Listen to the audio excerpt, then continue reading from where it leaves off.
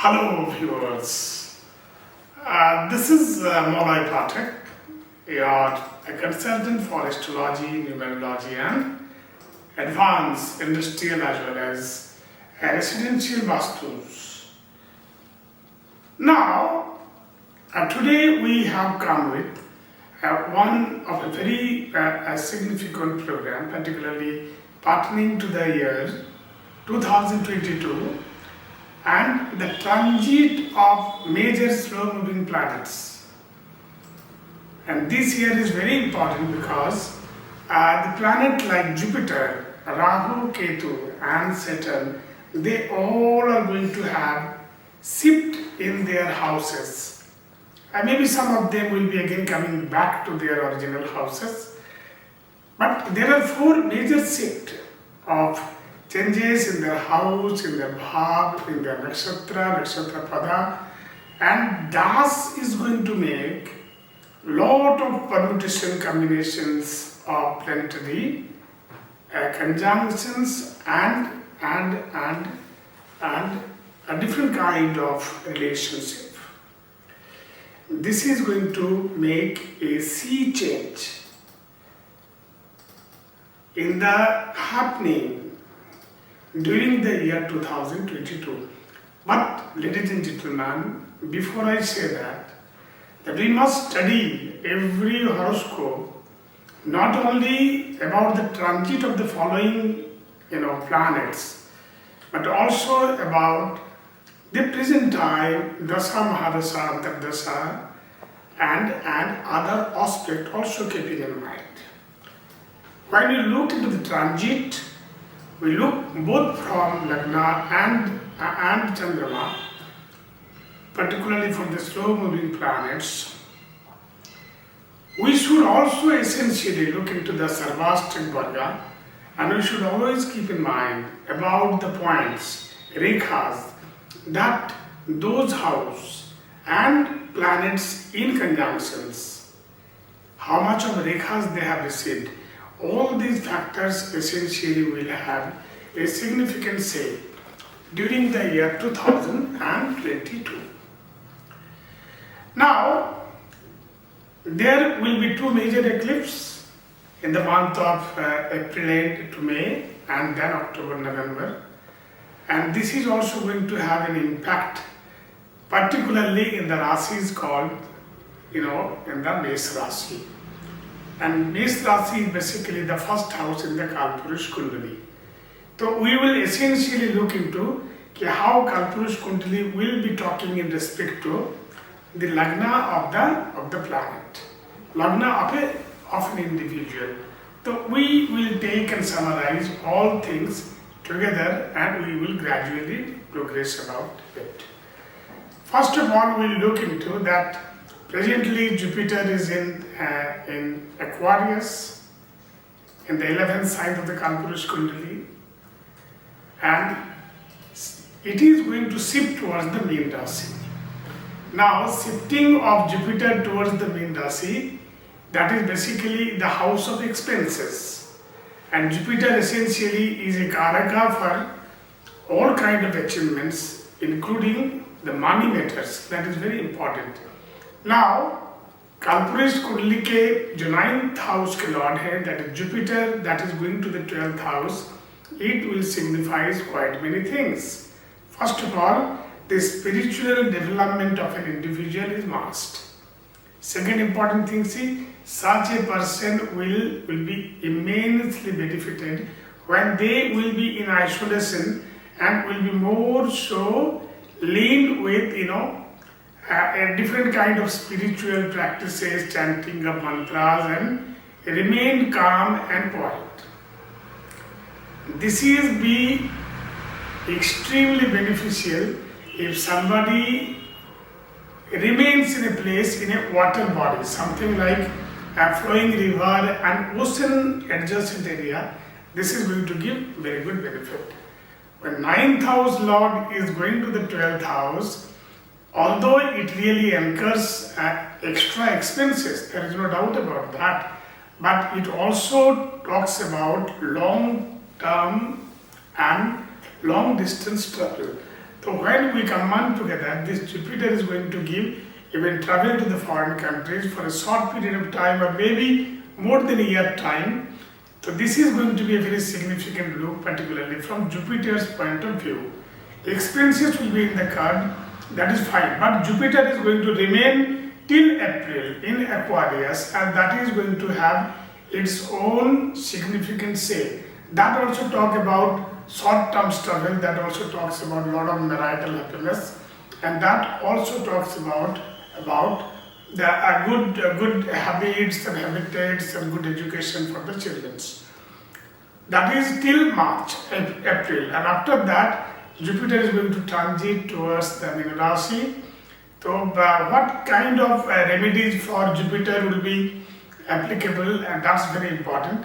First important is such a person should be in touch with Guru, take his blessings, do meditation, do spiritual practices, and will be chanting the mantra of Om Namo Bhagavate Vaastuharshit. सबसे बढ़िया remedy Jupiter के लिए हम एक ही चीज recommend करते हैं, that is keep a water body and fish. Pisces is a sign which basically talks about two fishes into that. तो आप एक्वेरियम घर में जरूर रखिएगा, and this is going to give you a very good positive vibes at home, there is no doubt. Ask people where exactly the location would be in a home where it will be most ideally suited.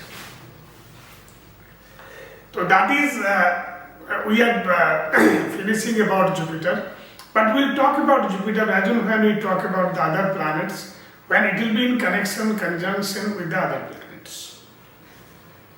Saturn is one planet which is in the Capricorn own sign right now, and it is also going to transit towards Aquarius, and then again it is going to come back for some time. So that is what is going to be the transit of Saturn during the year. Now, in Mesh Rashi or Mesh Lagna, Saturn is a natural Bathik planet. It is the lord of the Chala Rashi ka 11th house ka lord Saturn hai, and it is natural Bathik for the native. When right now it is in the 10th house, it is going to remain in 10th house till 28th of the month, in the month of April. Now, till the time, the result will be different, and after 28th of April, the result of Saturn is going to be again different. Now, Saturn is one thing that will make you do well when you go in a systematic and in a slow way. The result comes in a slow, but it comes in a permanent way. The result will be more so observed when Saturn will be transiting through Mesh Rashi. That time it is going to give you even a much better result.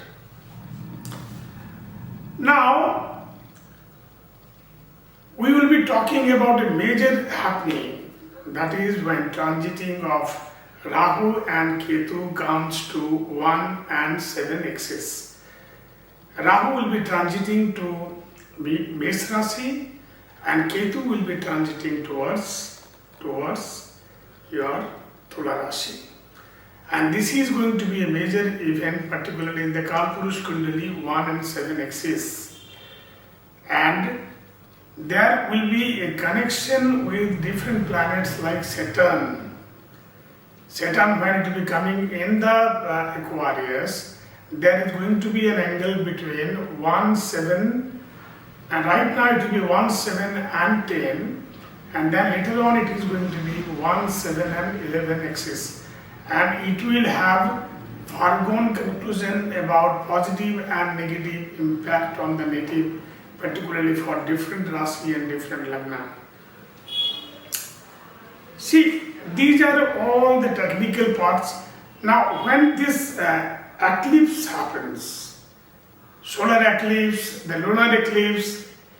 Now, Mesh Rashi people, their Chandrama is going to be affected by that. If the position of, see, again the exalted Rashi of Sun, and that is also, this Aries only. So therefore both sun and moon, they are going to have an impact on themselves. So therefore this Aquarius, this transit of Rahu in Aries and Libra respectively is going to have an impact on both Mesh Rashi and who has Sun in Mesh Rashi.